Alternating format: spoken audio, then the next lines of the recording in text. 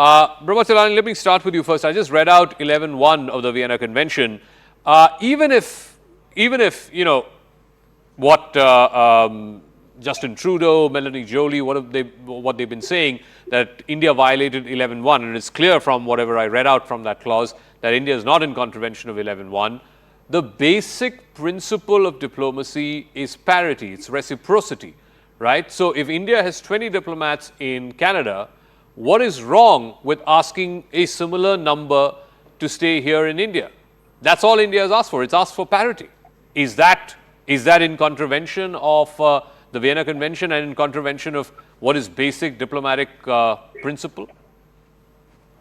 The problem is this, Aka, that those that violate international law cite international law to continue with their very activities that are unlawful.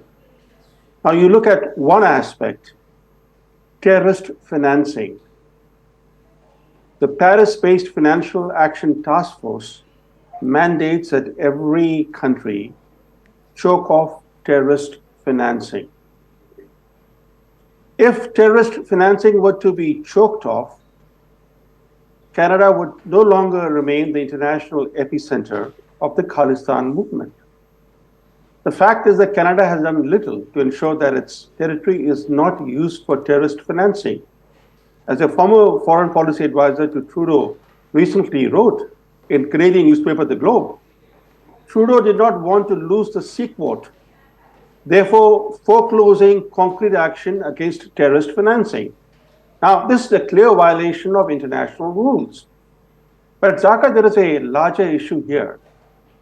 History is repeating itself. In the early 1980s, Sikh terrorists based in Canada became a source of menace for India.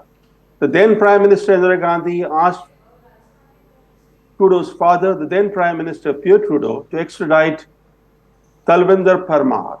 Yeah. Parmar went on to become the mastermind of the Air India bombing of 1985. Today, we have a situation where Canada has become the global hub of Sikh militancy. The reason why history is repeating itself is because India let Canada off the hook in the 1980s, despite the Air India bombing. The Air India bombing resulted in the killing of mostly Indian origin people. Yeah. For more than 2 decades, Canada did not institute a commission of inquiry. The commission of inquiry that was instituted presented its report 25 years after the bombing. In the meantime, Canada's sins of commission and omission were destroyed. All evidence was destroyed of Canada's culpability in honoring, in sheltering and shielding dreaded Sikh terrorists. Okay. So that's the reason why today we are faced with this situation. We let Canada off the hook. Successive Indian governments, now we are paying the price for our own failure to sustain pressure on Canada. Let me ask Terry Milewski this. You know, there may be a case to be made out that the number of Canadian citizens who have familial connections here in India, the ones who want to come to India, their visas to be facilitated, there may be a case to be made that yes, also the number of Indians who want to go to Canada for work or study or whatever is a far higher number, therefore the higher diplomatic presence. But please tell me, Terry Milewski, of the 41 who were asked to go and who left last week, I believe almost half of them are political staff, the remaining half are consular staff. And as you very well know, consular staff are the folks who deal with visas. The political staff are usually in a higher number in countries that are considered to be hostile, etc. Like India does not have that many political staff in Ottawa as the political staff that Canada has here in India. So please explain, what is the case for why such a large number of political staff were here? Consular, like I said, you can still make that case, but I don't understand why there should be political staff in as many numbers. Well, there is, of course, a great deal more traffic from India to Canada than the reverse direction. That's the simple explanation for the large numbers. The second problem is that India, I think, has been taking a leaf out of Canada's book by playing games a little bit with the numbers.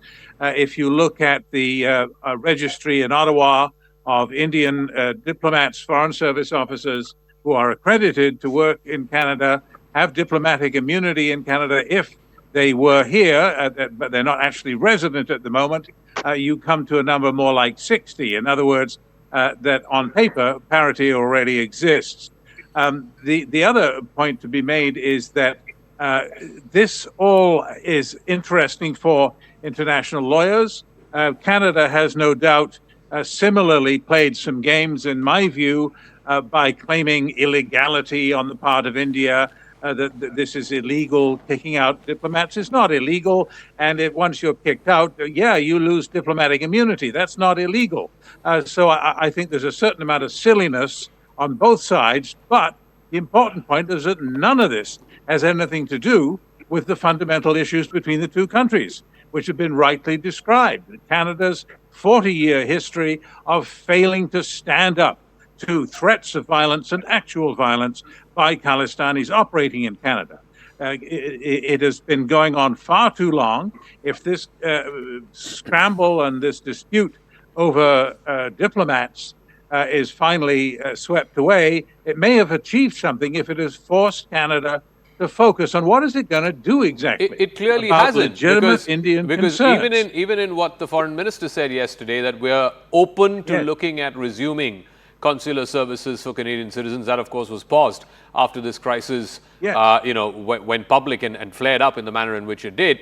But even when he said that, look at what happened Sunday evening in Vancouver outside the consulate.